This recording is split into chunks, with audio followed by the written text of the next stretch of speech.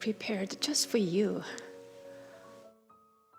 Sitting practice, chanting, Qigong movement, listening to a Dharma talk, and we'll have small group discussion at the end of the service as well.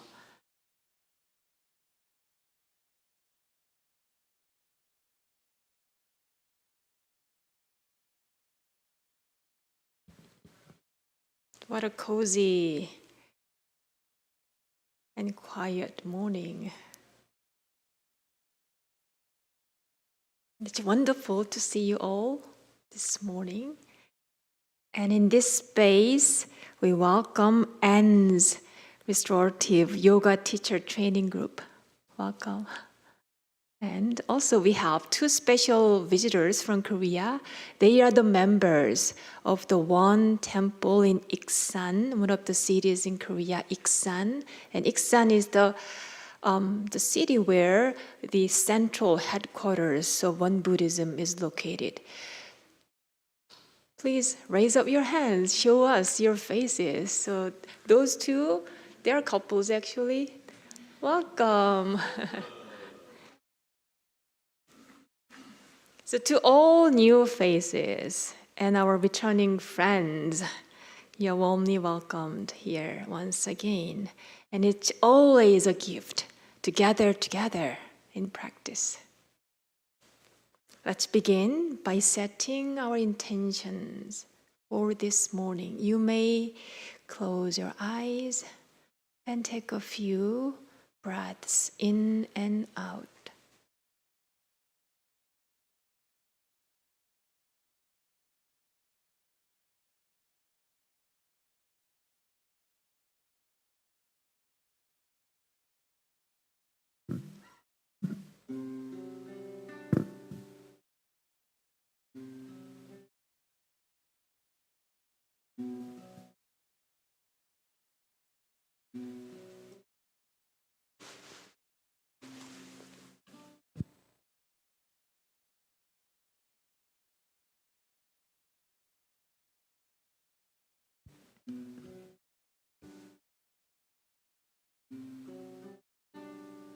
Keep breathing slowly and fully.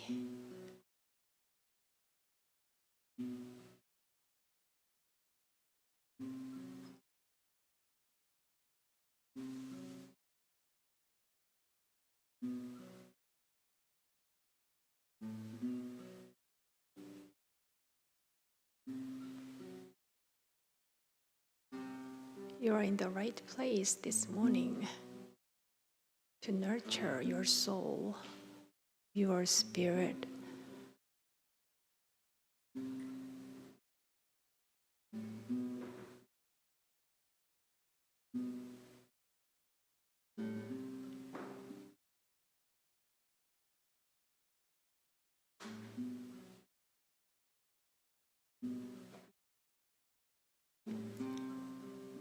Together we'll calm our mind, cultivate our spirit.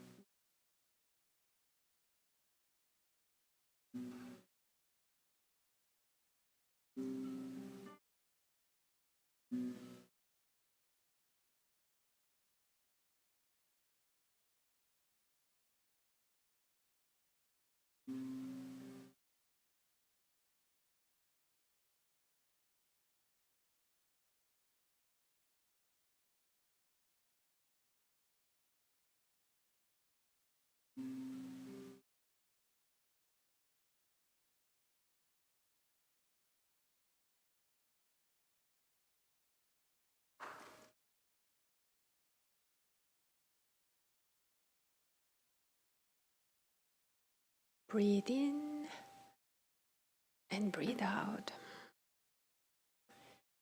You may now softly open your eyes.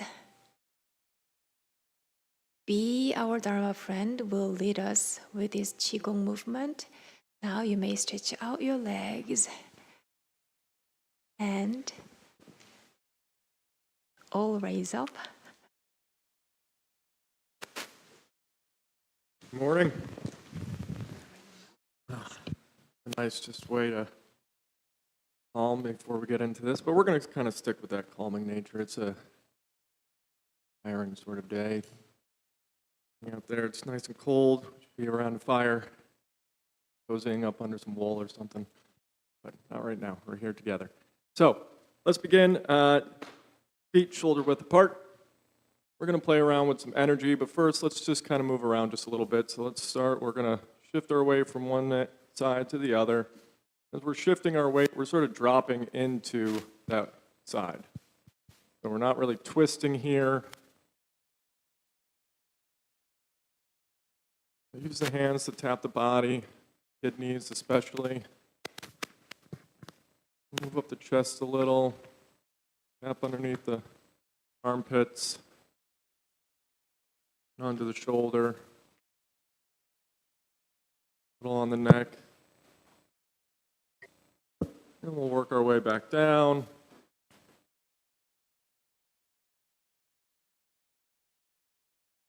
Now let's move the shoulders a little bit. We'll do a front swim here.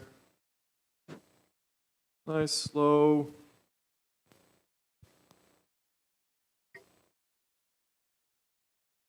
And we'll switch through the backstroke.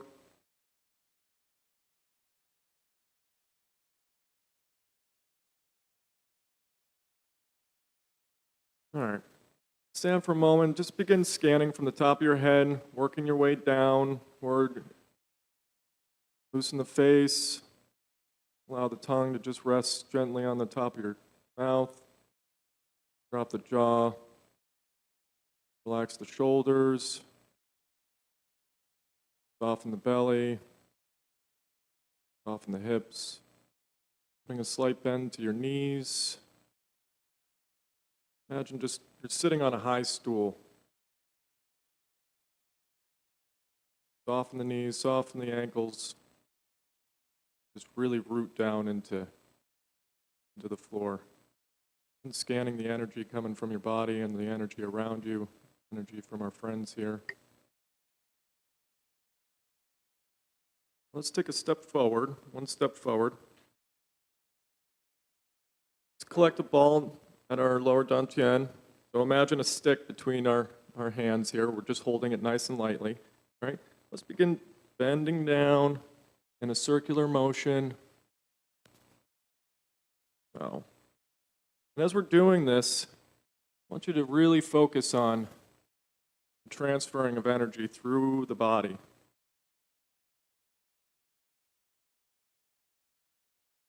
Getting a nice little stretch in our hips and our hamstrings.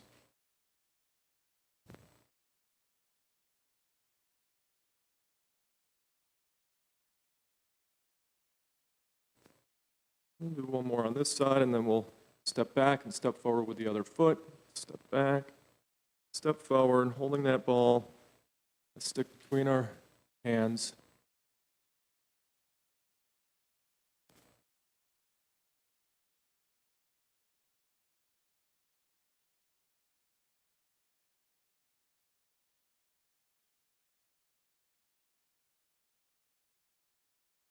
More.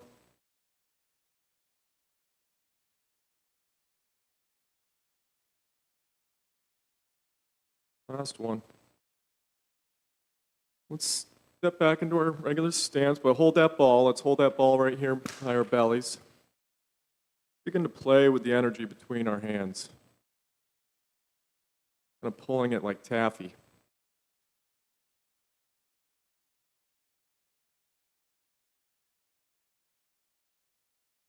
We can go in other directions here, diagonally, the other side diagonally.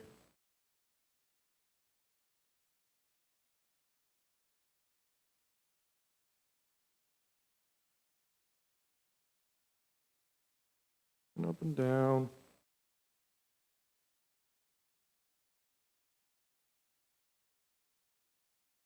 Let's collect that ball onto one side. I'm going to shift my weight one side. My bottom hand is on that same side.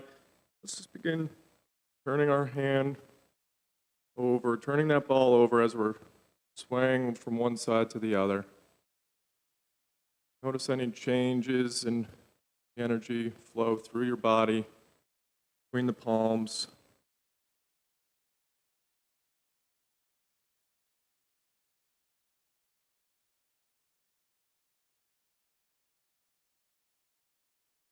Let's turn our palms facing each other, or facing the body.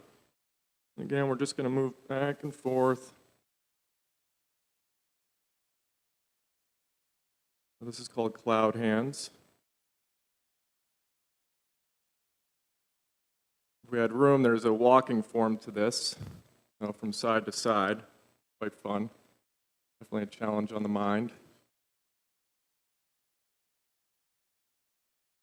Now let's turn the palms facing the ground and keep that flow going. Kind of making a figure 8.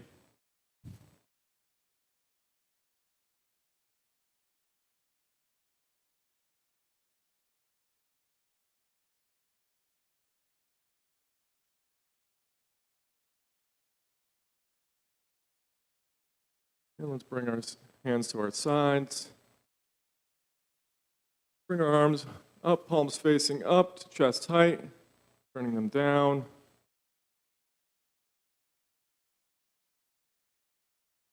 And really paying attention to how the energy has changed around you and in your body as played around these Tai Chi balls and flowing hands.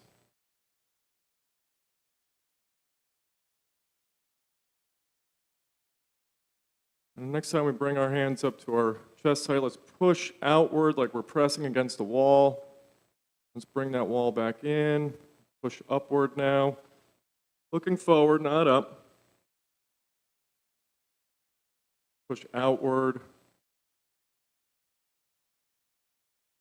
downward. And breathing in, pressing against that wall, really feeling the resistance. Breathing in, exhaling.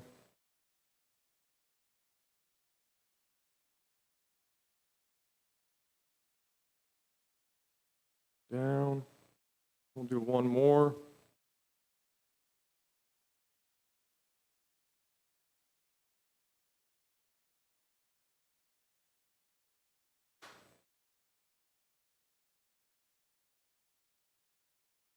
Pressing downward. From here, let's widen our stance. We're going to be doing a little bending, so remember to bend with your hips and your knees, not your back. So let's really open up the chest, open it up. Let's grab some of that energy from the universe, and let's wash it down over, bringing it to our lower dantian. Now let's open up wide. Let's reach down, looking forward, grab some of the energy from the earth. Let's bring it to our heart center. Again.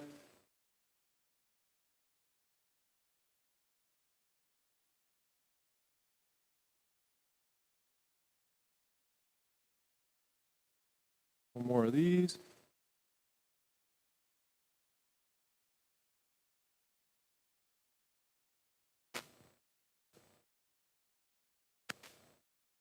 Now let's come back into stance with our feet shoulder width apart. Let's just bring that energy ball to our lower dantian and let's hold for a moment.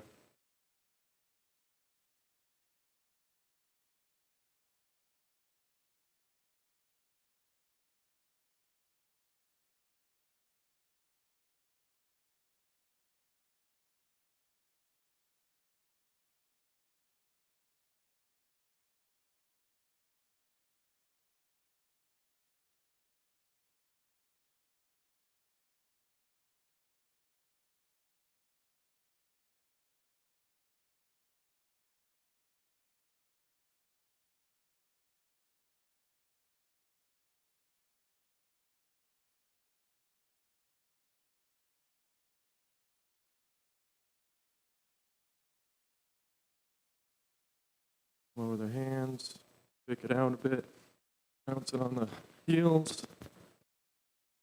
You can hum a little bit. We got a room full of bees. Let's just bring the hands back and massage the kidneys a little bit.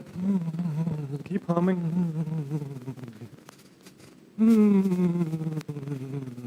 All right. Thank you, everyone. Thank you. Please remain in standing. You can stand in front of your mat. Now you are invited to bowing practice, standing bowing practice to our Ilonsang Buddha. Ilonsang means one circle image. So join your palms together, join your minds and hearts together. And now join me in offering 4 bows to Dharma Kaya Buddha, fourfold grace, which represents the truth of the universe. There is no beginning and no ending. There is the principle of cause and effect. I bow in gratitude to the grace of heaven and earth, honoring the infinite beneficence of nature and the universe.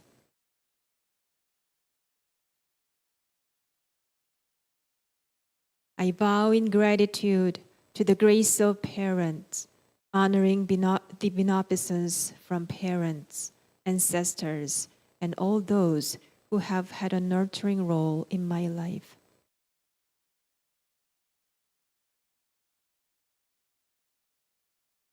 I bow in gratitude to the grace of fellow beings, recognizing the truth of the interconnectedness.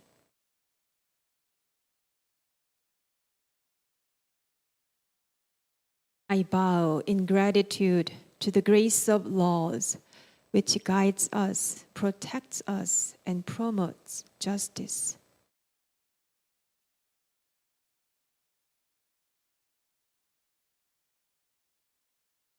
Now please turn to your neighbor Buddhas and we'll greet each other.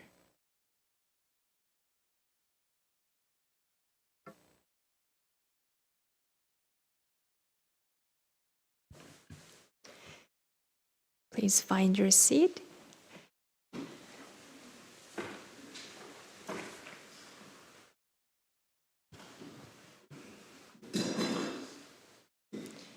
Meditation continues in silent sitting form. And here is the method of seated meditation. The method of sitting meditation is simple and easy. Sit comfortably on the floor or in a chair. Breathe in, grab all your tension, and breathe it out. Open up your chest and heart. Stretch up tall and align your spine from your neck to your tailbone. Relax your shoulders and arms, then allow your hands to rest on your knees.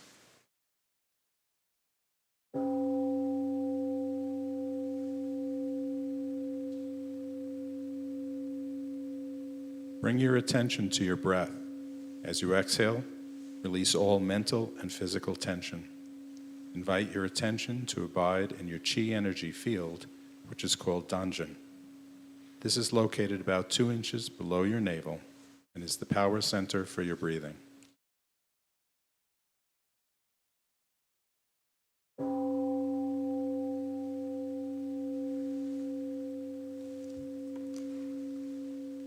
Open your eyes and gaze downward over the end of your nose and to the floor.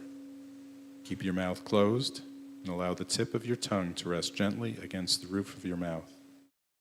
When your mind is concentrated and calm, pure and clear saliva may gather in the mouth. You may swallow it. Relax your facial muscles and notice your gentle smile.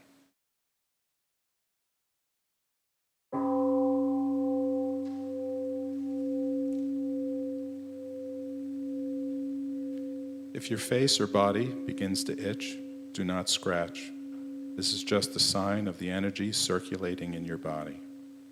Simply note the itching and let it pass. If your legs ache unbearably, you may change position very slowly and quietly so that you maintain a calm stillness and do not interrupt others.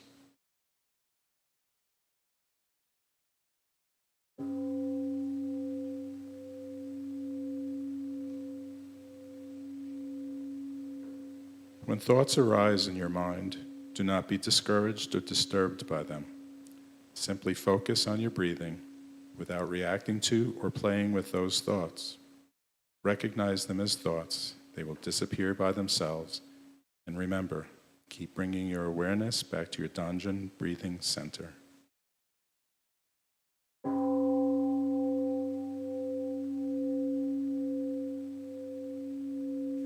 If you continue practicing meditation for a long period of time, you will rest in the realm of samadhi, deep meditation in which the mind is calm, concentrated, perfectly focused, and at peace, with no distinction between self and others, time and place.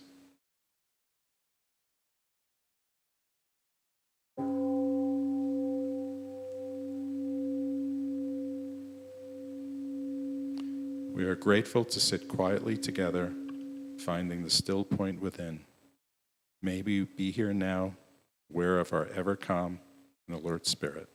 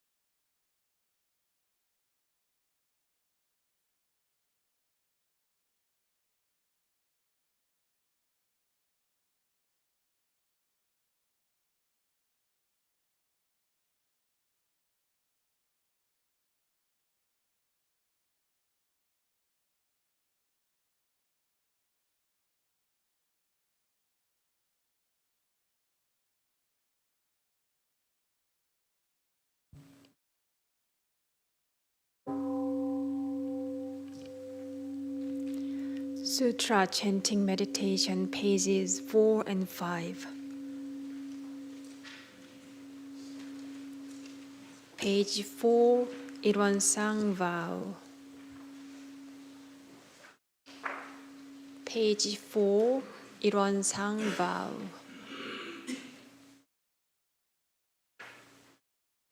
Ilwansang vow. Ilwan is the realm of samadhi, beyond words and speech, the gateway of birth and death, transcending being and non-being, origin of heaven and earth, parents, fellow beings, and laws, the true nature of all Buddhas, enlightened master, enlightened people, and sentient beings. One manifests as both permanence and impermanence, fused as permanence. One unfolds into an infinite world that is ever abiding, spontaneous, just as it is viewed as impermanence.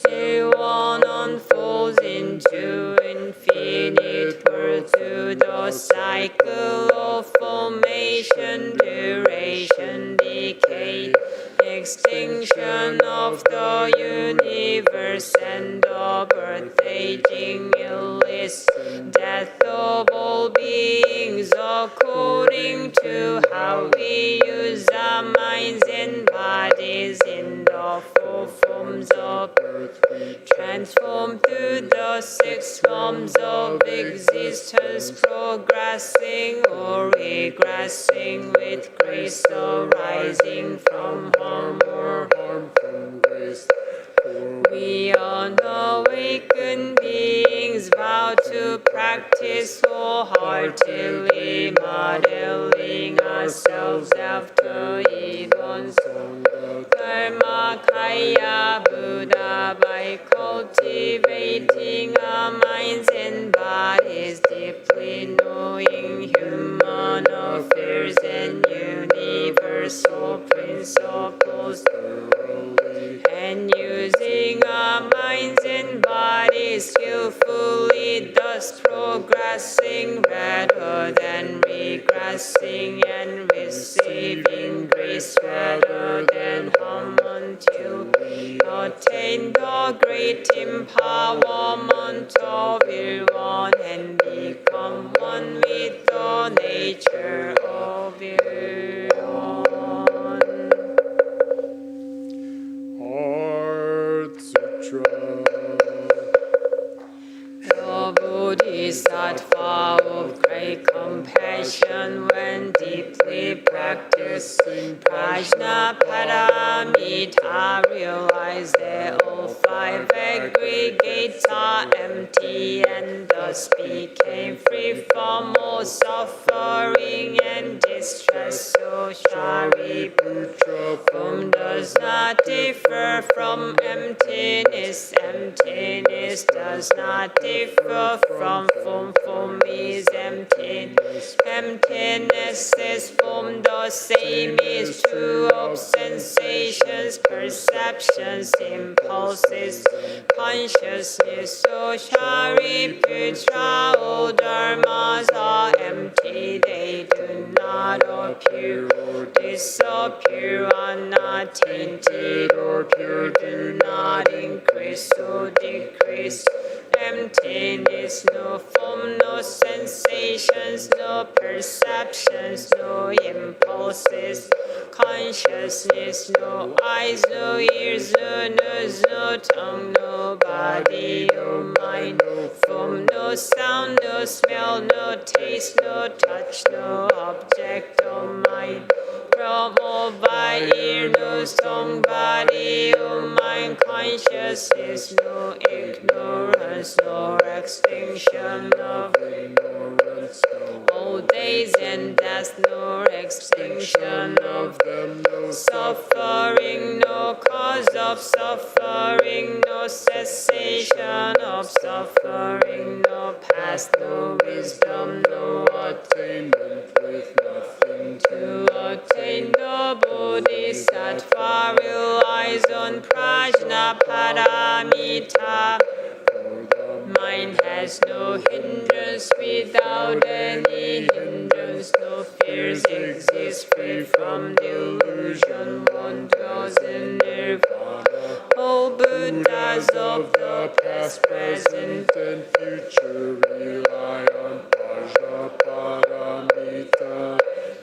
Attain supreme enlightenment, therefore know that prajna paramita is the great mantra, the great enlightening mantra is the unsurpassed and unequaled mantra, which is able to eliminate all suffering. This is true enough also proclaim the prajna paramita mantra, which says gone beyond, far beyond, now awaken, gate, parasamgate, buddhisvaha, gate, parasamgate, buddhisvaha, gate, parasamgate, buddhisvaha.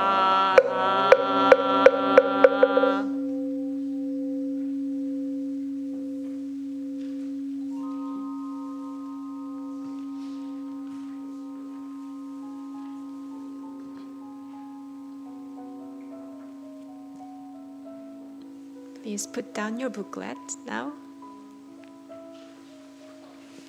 Let's move around our shoulders, gentle and slow. And loosen your neck.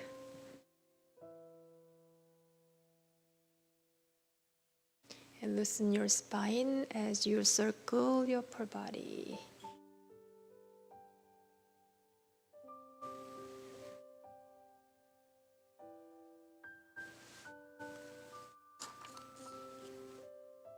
Let's open our arms to our side.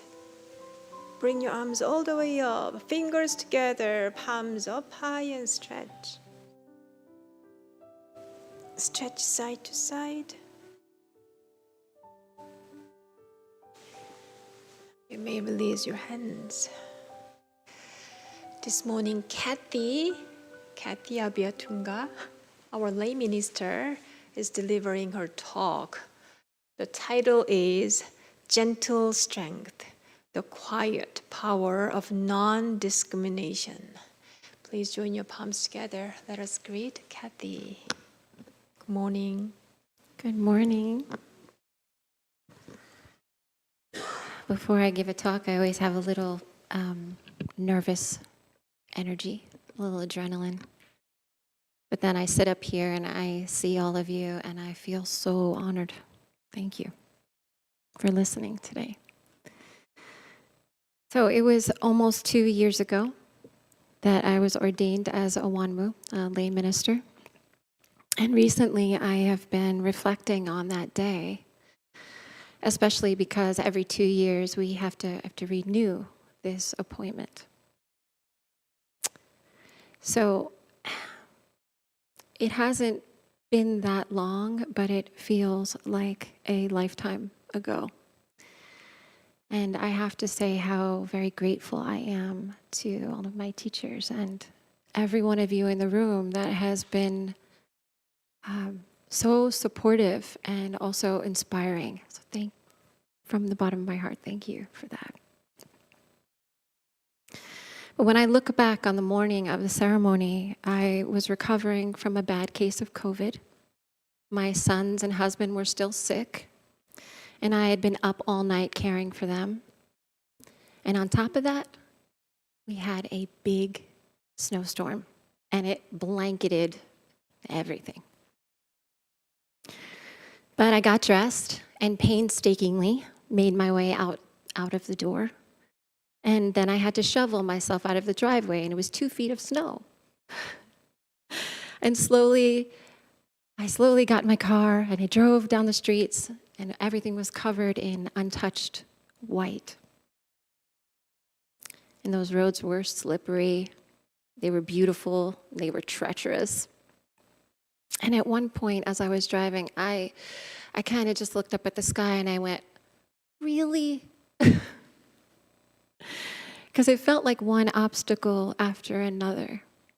And I wondered, was I going to make it here that day? And I wondered if the universe was sending me a sign. And this would have been just another sign in a long list of signs, because I remembered, or what I perceived to be signs. So what I remembered in that moment were all the times in the past, in the 25 years that led up to that I was told that this path was impossible for me. That as a woman, I could not teach the Dharma, and women could not be enlightened because I was married, because I had children. It was impossible.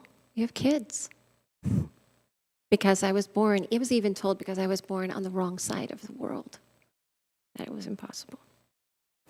So I felt a little overwhelmed, to say the least, and unsure, but I kept driving. And then I realized,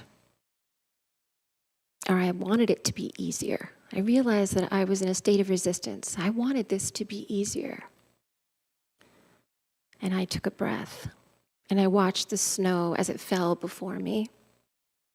Every individual flake, seemingly separate, added to the collection of flakes that are just coming home. And in this moment, I remembered the women that came before me. So these are the brave women of early years of Won Buddhism. Myung Tawanim, I thought of her story. She's sitting in the back of the room. Venerable Myung Tawanim. Myung. And I felt their courage and their gentle strength and deep gratitude. So I felt connected to these women, but also to how aligned this moment was. The snow falls when the conditions are perfect.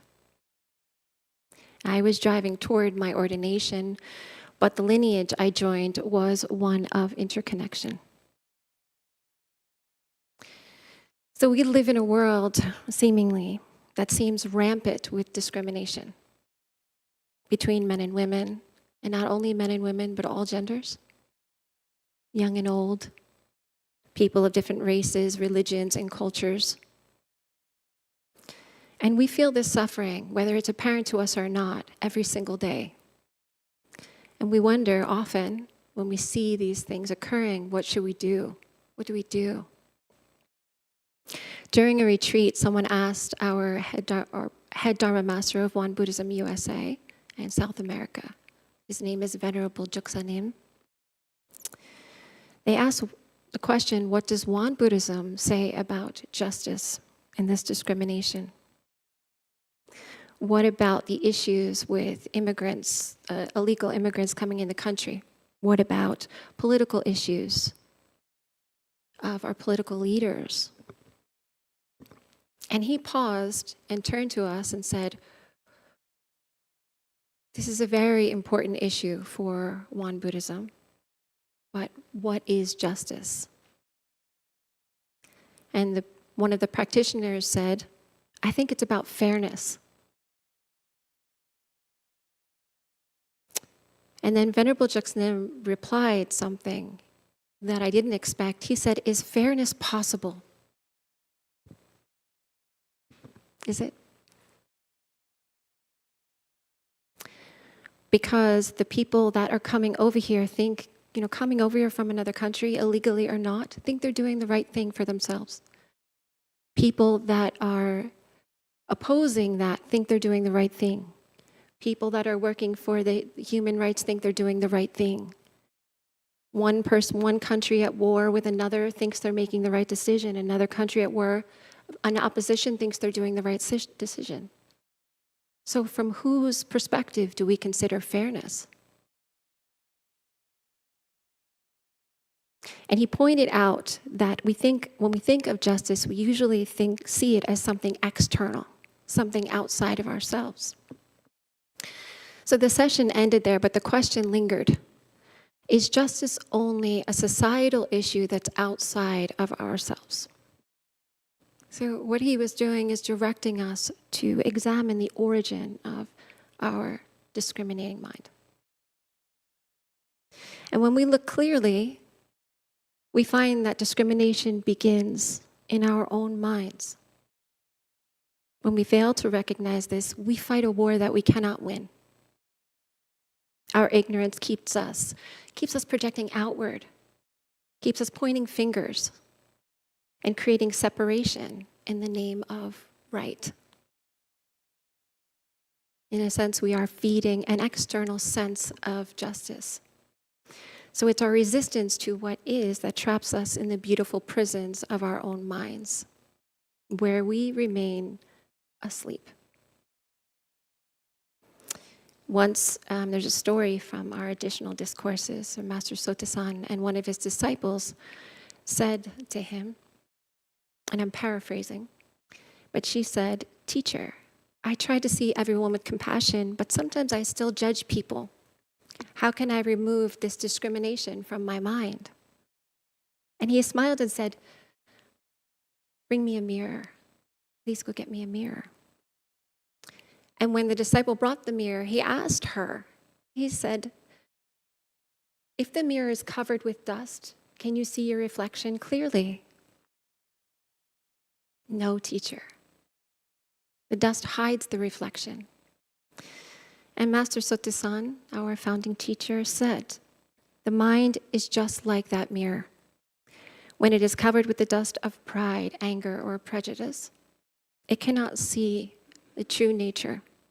But when we wipe it clean with mindfulness and compassion, everyone's Buddha nature shines clearly."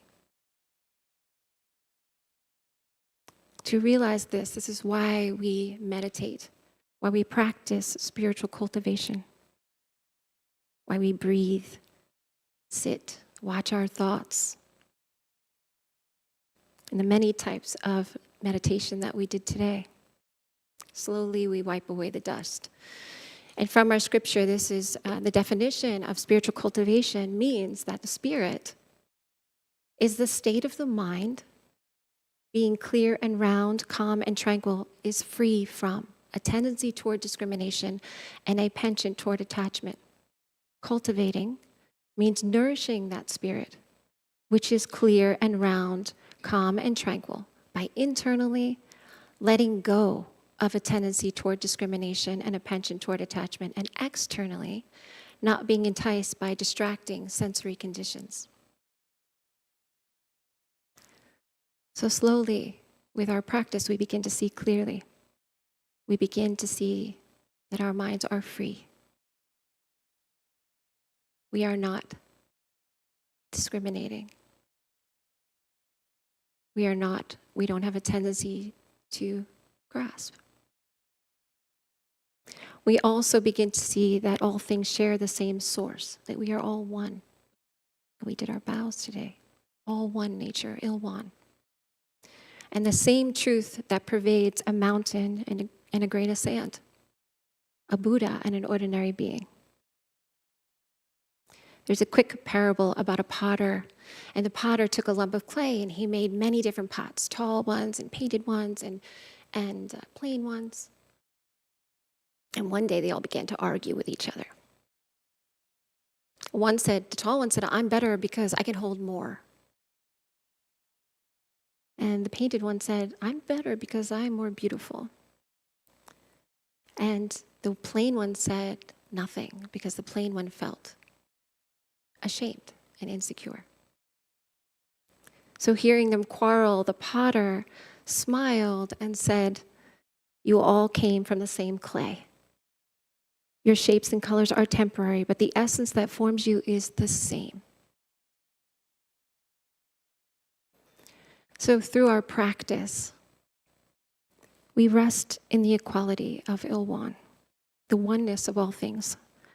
But within that freedom, because we have our 6 sense organs, distinctions still function.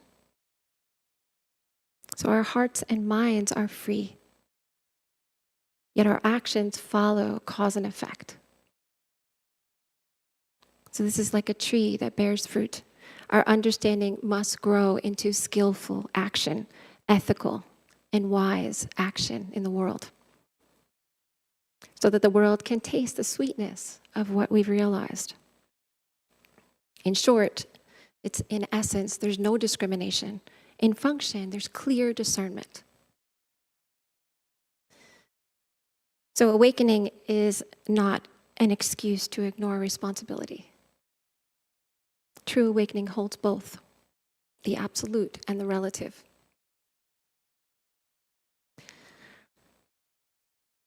So even if we see that we are one with all beings, in the parking lot, Reverend Park still expects us to park properly. Even if things were not all one, we still need to wash the dishes. It's basic. So, how do we see justice in our own minds? So we can have wonderful intentions.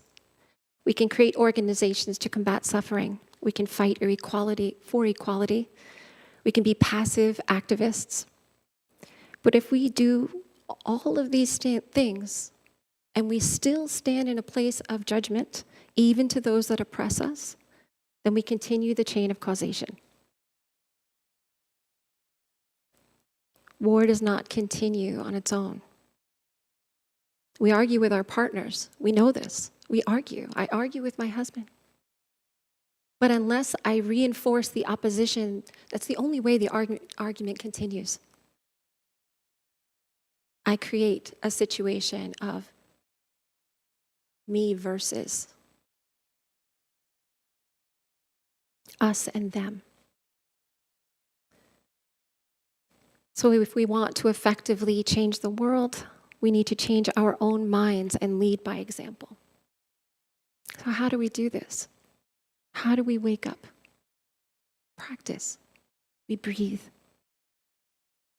We practice noticing when our minds create separation. We practice compassion. We wipe the dust from the mirror of our mind. We touch the oneness of all things, and then we rise. And we walk into the world with gentle, wise action.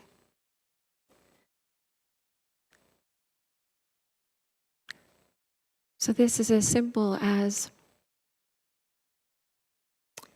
noticing the judgment that arises, but not clinging to it. Instead, listening and pausing and trying to understand and connect to the suffering that is happening, and with empathy, with compassion.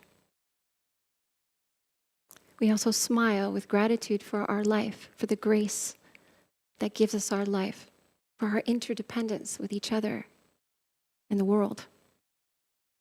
Maybe we breathe deeply when traffic is slow. And maybe we see the snowflake as part of the mountain, and the mountain as part of the river, and the river as part of ourselves. And we follow this chain of grace in everything that we do.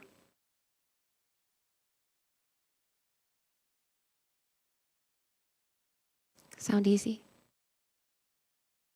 It's practice. I'm still practicing. So, to end my talk, I just want to do a quick 4-line prayer. So may we rest in the deep truth of interconnectedness. May we wipe the dust from our mirrors. May we touch the oneness of all things. And may we act with wisdom, kindness, and gentle discernment in the world. Thank you for listening. Thank you, Kathy, for your talk. Thank you for the reminder that we sometimes become so judgmental, and we can also be discriminated by others unconsciously. But then there is a way that we can practice. We know we can practice because we are from this true nature, the 일원상. And by the way, to take this opportunity, I want to take this opportunity to just give you this word. You have been great for the past 2 years as a role of Wonmu, lay minister, and I look forward to sharing this ministry role with you for the future. With joy, thank you. After the service, at the end of the service, we'll break into small groups for discussion. And the topic is, how does our practice help us be less judgmental toward ourselves and others? You get that question? Now, let us open our booklet, page 6. Let us recite essential dharmas of daily practice. Essential dharmas of daily practice. 1. The mind is originally free from disturbance, but disturbances arise in response to sensory conditions. Let us restore the equanimity of our true nature by letting go of disturbances. 2. The mind is originally free from delusion, but delusions arise in response to sensory conditions. Let us restore the wisdom of our true nature by letting go of delusions. 3. The mind is originally free from wrongdoing, but wrongdoings arise in response to sensory conditions. Let us restore the precepts of our true nature by letting go of wrongdoings. 4. Let us replace disbelief, greed, laziness, and ignorance with belief, zeal, questioning, and dedication. 5. Let us turn resentment into gratitude. 6. Let us turn dependency into self-reliance. 7. Let us turn reluctance to learn into willingness to learn well. 8. Let us turn reluctance to teach into willingness to teach well. 9. Let us turn lack of public spirit into eagerness to serve the good of all.